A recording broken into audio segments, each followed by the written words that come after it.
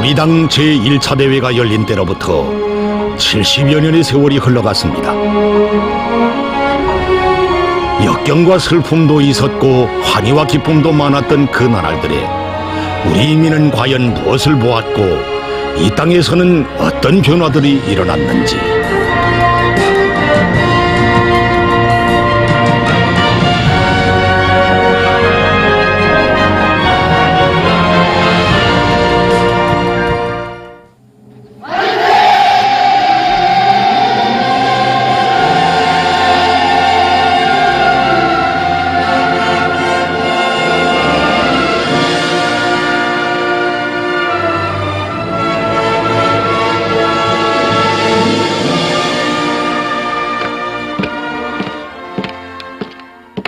(1945년) 가을, 해방의 환희가 넘쳐나는 평양의 거리로 바삐 걸어가는 30대의 사나이가 있었습니다. 당시 평안남도 공산당 이비서로 사업하던 조선인민 혁명군 파견원 림춘추 동지였습니다. 그는 각도 공산당 조직들의 당창군 예비회의 소집 통지를 하려고 우편국을 찾아가고 있었습니다. 일제가 파괴하고 달아난 전화시설들이 재복구되지 못한 때여서 어떤 지방의 당 조직들에는 전보로 알려야 했습니다. 당시의 형편에 대해서 림춘추 동지는 훗날 이렇게 썼습니다. 당시 평남도의 형편은 매우 험악하였다. 해방 직후 국내 혁명가들에 의해서 평남도 공산당위원회가 조직은 됐으나 박헌용의 절개인 화유파들의 분파 행동으로 말미암아 분열이 지속되고 있었고 지어 도당 책임일꾼에 대한 암살 사건까지 발생하였다. 그때 반동놈들한테 피살된 평안남도당 일비서 현존혁은 항일혁명 투쟁 시기부터 위대한 수령님의 지도를 받으며 당창건 준비를 위해 투쟁해온 혁명가였습니다. 황해도당의 민도건도 반동놈들에게 테러를 당했습니다. 그처럼 당시 환경은 매우 복잡했습니다. 혁명과 반혁명 사이에 날카로운 대립, 각이한 명칭의 정치단체들이 저만큼 뉘쳐대는 주의주장, 혹심하게 파괴된 경제와 사회적 무질서, 이 모든 것을 바로잡고 새조선 건설을 이끌어 나가자면 한시바삐 혁명적 당을 창건해야 했습니다. 이 무렵 위대한 수령님께서는 당 창건의 역사적 위협 실현을 위해 불철주야의 나날을 보내고 계셨습니다. 항일전의 피로도 풀지 못한 사랑하는 전사들을 각 지방에 파견하시었고 그리운 고향 방문도 뒤로 미루신 채 각계각층의 인사들을 만나시고 수많은 단위들을 찾으시었습니다. 그의 정력적인 용도에 의해 그의 10월 5일에 당 창건을 위한 예비회의가 소집되고 닷새 후인 10월 10일에는 마침내 북조선 공산당 중앙조직위원회가 창립됐습니다. 당 창립 대회에서 위대한 수령님께서는 반제 반봉건 민주주의 혁명 단계에 놓여 있는 우리 혁명의 성격으로부터 해방된 조선은 당면하여 일제 잔재와 봉건 잔재를 쓸어버리고 나라의 민주주의적 발전을 이룩하는 길로 나아가야 한다고 밝혀주셨습니다. 북조선 공산당 중앙조직위원회의 창립으로서 우리나라에서는 특유의 결성으로부터 시작된 혁명적 당 창건의 역사적 위협이 빛나게 실현됐으며 우리민은 당의 현명한 용도 밑에 세조국 건설을 힘있게 밀고 나가게 됐습니다. 위대한 수령님께서 북조선 공산당 중앙조직위원회 창립을 선포하신 이 대회가 바로 우리 당 역사에서 첫 당대회, 즉 당 제1차 대회로 됐습니다.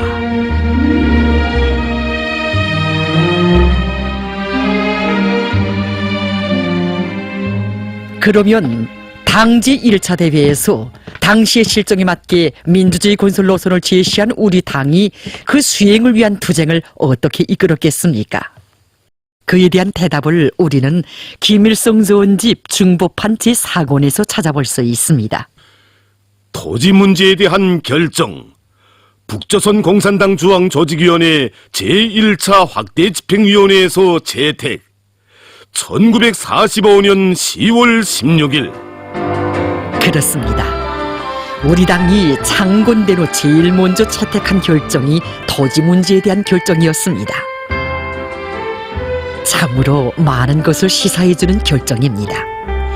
인구의 80% 이상이 농민이었던 당시의 형편에서 농민 문제는 곧 전인민적인 문제였고 토지 문제이자 인민들의 생활에서 가장 긴절하고 절실한 식량 문제였습니다. 이렇게 놓고 보면 우리 당은 창건된 후 인민들의 생활에서 가장 절박한 문제부터 토의 결정하고 풀어나갔다는 것을 알 수 있습니다. 북조선 림시인민위원회 첫 회의 의정이 연필 문제였다는 사실처럼 우리 당이 창건된 후 토지 문제부터 결정했다는 사실 역시 사변적 의의를 가지는 것이었습니다. 또 하나의 이야기가 있습니다. 현재 이 건물은 해방 직후 북조선 전기 청국 청사로 쓰던 건물인데 위대한 수령님께서 해방 후 평양에 입성하신 후 제일 먼저 찾아주시었던 곳입니다. 1945년 9월 24일 이것을 찾아주신 수령님께서는 전기가 없이는 산업을 복구 운영할 수 없고 인민들의 생활을 안정 향상시킬 수 없다고 하시면서 전기시설을 하루빨리 복구하고 전기를 생산하기 위한 방도들을 하나하나 밝혀주셨습니다.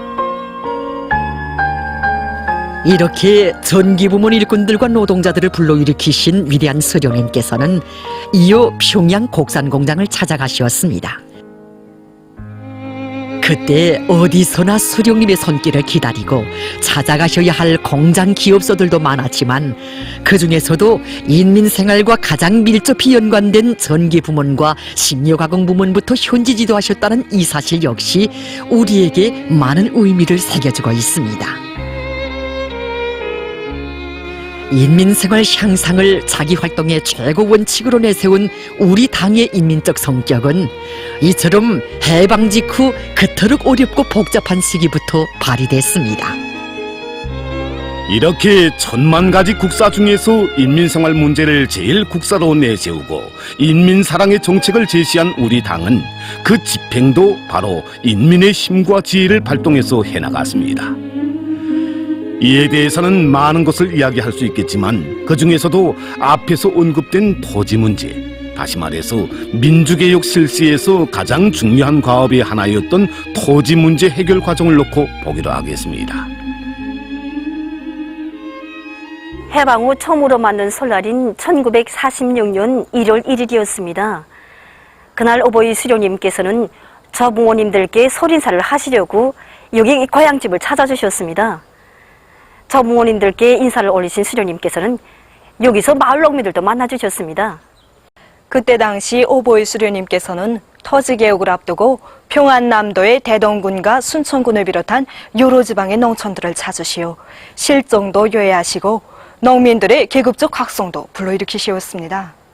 그런데 저 부모님들께 새해 인사를 드리시려고 찾아오신 그날에도 이렇게 만경대의 농민들과 자리를 같이 하신 것이었습니다. 그날 위대한 수령님께서는 지난날 우리 농민들이 2중, 3중의 착취와 억압을 받으면서 헐벗고 굶주린 것은 나라가 없고 제 땅이 없었기 때문이라고 하셨습니다. 그러시면서 앞으로 땅은 밭갈이하는 농민들의 곳으로 돼서 농민들은 제 땅에서 농사를 지으면서 잘 살게 된다고 하셨습니다. 그러시면서 우리는 그런 날이 오기를 가만히 앉아서 기다릴 것이 아니라 투쟁해서 쟁취해야 한다고, 당면하게는 지주놈들을 반대하는 3.7대 투쟁을 더 힘있게 벌여야 한다고 하셨습니다. 이처럼 우리 수령님께서는 농민들의 이해관계를 반영한 당 정책을 농민들 자신이 주인이 되어 실현하도록 이끌어 주셨습니다. 우리 농민들은 해방 전 일제의 식민지 농촌 수탈과 민족 우민화 정책의 후과로 현대 문명으로부터 멀리 떨어져 있었고 해방 후에도 일제 사상 잔재와 봉건적 인습을 많이 가지고 있었습니다. 이런 형편에서 그들을 교양하고 묶고 세우지 않고서는 토지개혁도 제대로 할 수 없었습니다. 그래서 우리 당은 농민들을 조직화, 의식화하는 사업에 큰 품을 들였던 것입니다. 해방 직후 위대한 수령님께서 각지의 정치공장들을 파견하시지 않았습니까? 건당, 건구, 건군의 3대 위협을 실현하기 위해서 말입니다. 그때 위대한 수령님께서는 그들에게 농민들을 조직적으로 묶고 세울 때 대한 과업도 주셨습니다. 지방들에 이미 남아있는 농민 조직들을 잘 이끌어주어 공고히 하는 한편 아직 농민 조직이 없는 데서는 조직을 빨리 내오고 광범한 농민 대중을 튼튼히 묶고 세워야 한다고 하셨습니다. 이렇게 돼서 지방들의 농민 조직들이 급속히 늘어나게 되었는데 수령님께서는 그 조직들을 하나로 묶고 농민중앙조직을 결성하도록 하셨습니다. 이렇게 돼서 1946년 1월에 우리 조선농업근로자 동맹 전신인 북조선 농민조합연맹이 결성되게 되었습니다. 그때 위대한 수령님께서는 우리 농민들이 조직을 내어놓은 사업을 3.7제 투쟁과 결부하여 진행하도록 현명하게 이끌어 주셨습니다.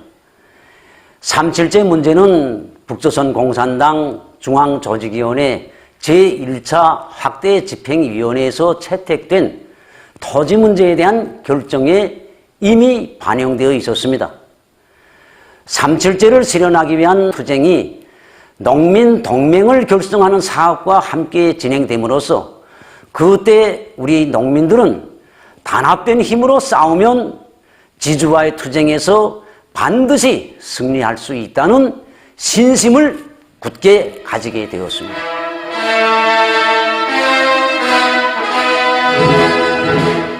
우리 당은 3.7제 투쟁을 통하여 기세가 앙양된 농민들이 토지를 요구하는 청원운동을 벌이도록 이끌어 주었습니다. 이렇게 돼서 토지개혁은 철저히 농민들 자신의 투쟁으로 진행됐는데 그때 땅을 요구하는 농민대회들이 각지에서 열렸습니다.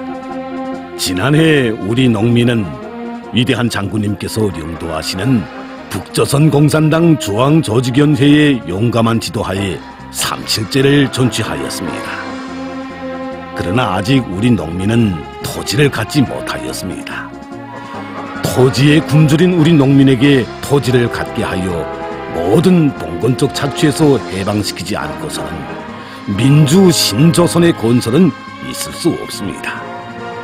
탄생 즉시로 우리 농민의利益을 절대 옹호하는 토지혁명을 약속한 우리 인민 정권을 절대 지지하여 이에 반대하는 친일분자, 반민주적 반동분자와의 무자비한 투쟁을 김일성 장군님의 지도하에 전개할 것을 맹세하나이다. 1946년 2월 18일 순천군 농민대회에서 위대한 수령님께 삼가 올린 이 편지를 통해서도 해방 후 불과 몇 달밖에 안 되는 기간에 우리 농민들이 얼마나 성장했는가를 잘 알 수 있습니다. 모든 농민들이 각성되어 하나로 굳게 뭉쳐 투쟁했기 때문에 토지개혁은 불과 20여일밖에 안 되는 짧은 기간에 빛나게 완수될 수 있었습니다.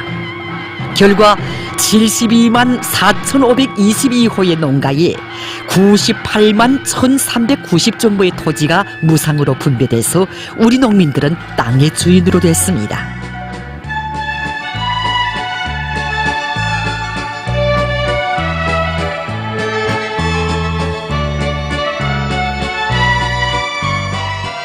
토지 문제 해결 과정은 우리 당이 농민들의 세계적 숙망을 풀어주는 것과 함께 그들을 자기 운명의 주인으로 살며 투쟁하도록 성장시켜준 과정이기도 했습니다.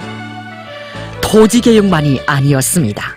남녀평등권과 중요산업 국유화와 같은 민주개혁 실시와 민청을 비롯한 여러 근로단체들의 각계각층 인민들을 묶고 세운 것도 그들이 자기 운명의 주인으로서의 지위를 차지하고 역할을 다하도록 키워준 애민의 정책이었습니다.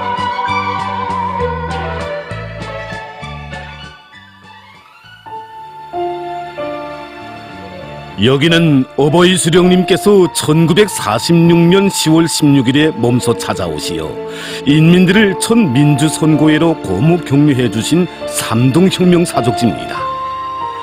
그때의 선거는 사회주의 정권 수립을 위한 선거인 것으로 해서 큰 의의를 가지는 것이었습니다. 해방 후 우리나라에서는 당에 현명한 용도에 의해서 1년 남짓한 기간에 반제 반봉건 민주주의 혁명이 성과적으로 완수되었습니다. 따라서 다음 단계 혁명인 사회주의 혁명 과업이 나섰습니다. 사회주의 혁명을 성과적으로 수행하자면 그 무기로 되는 사회주의 정권을 세워야 했으며 그래서 천민주 선거를 실시하게 되었습니다.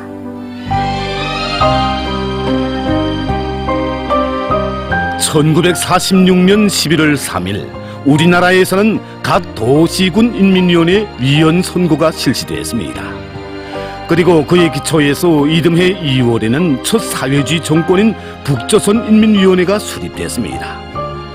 그런데 지금 사람들 속에는 북조선인민위원회가 첫 사회주의 정권이었다는 것을 모르는 사람들도 있습니다. 그것은 해방 후 우리 당이 사회주의 정권을 수립하면서 사회주의 구호를 전면에 내세우지 않은 사정과 관련되어 있습니다. 해방 후 우리 인민들 속에서는 수십 년간에 걸치는 일제 악랄한 반공선전과 또한 행세식 사회주의자들의 그릇된 처사의 후과로 해서 사회주의에 대한 인식이 상당히 부족했습니다. 그렇기 때문에 우리 당은 사회주의의 과도기 초식이 우리 인민들의 이러한 심리와 그 준비 정도를 심중히 고려했습니다. 우리 인민들은 해방 후 1년간의 반제 반봉건 민주주의 혁명을 수행하는 과정을 통해서 우리의 인민정권이야말로 진정으로 자기의利益을 옹호하고 대표하는 고마운 정권이라는 것을 절감하고 그를 적극 지지했습니다. 인민들이 좋아하는 정권이기 때문에 우리 당은 그 형태를 고치지 않고 강화 발전시키는 방법, 다시 말하여 민주선거를 통해서 법적으로 공고 발전시키는 방법으로 사회주의 정권을 수립하였던 것입니다. 사회주의는 인민대중의 자주성을 더 높은 단계에서 실현하기 위한 이념이기는 하지만 해방 후 우리 당은 그것을 억지로 주입하지는 않았습니다. 사회주의 건설의 담당자는 인민대중이기에 인민이 그것을 자기 것으로 받아들이도록 꾸준한 사상교양과 실물교양을 진행하면서 일정한 기간 민주주의 기치를 계속 숙여들었던 것입니다. 그러고 보면 해방 후 우리 당이 지켜둔 민주주의 깃발은 다름 아닌 인민대중 제일주의의 기치였다는 것을 잘 알 수 있습니다. 인민의 의사와 요구, 지향을 그처럼 중시했기에 우리 당은 과도기 첫 시기 소유 문제도 인민의 심리에 맞게 해결했습니다. 당시 우리 농민들은 땅에 대한 세계적 수망이 풀린 것으로 해서 땅에 대한 애착이 정말 강렬했고 자기가 분여받은 땅에서 농사를 잘 지어 새 조국 건설이 이루어지는 요리도 정말 높았습니다.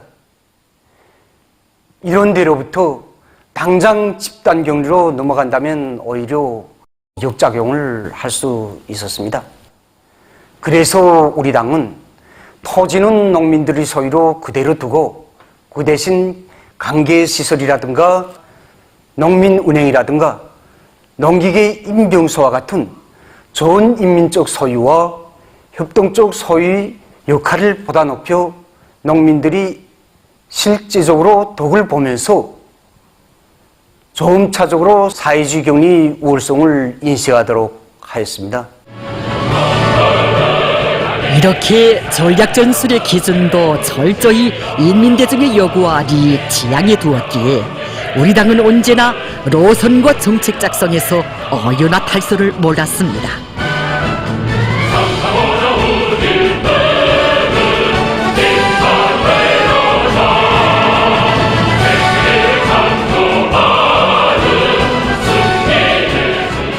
박세영 작사, 인민예술가 리면상 작곡인 이 노래는 우리 인민이 첫 인민경제계획을 수행하던 1947년에 창작된 가요입니다.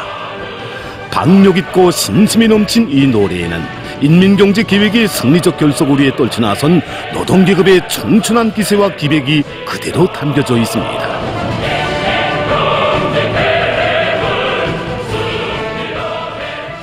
인민경제계획을 작성하고 수행하는 것, 다시 말해서 나라의 경제를 사회주의적으로 운영하는 것은 과도기 첫 시기 우리 당 앞에 나선 가장 중요한 가업이 하나였습니다. 그런데 애로와 난관이 많았습니다.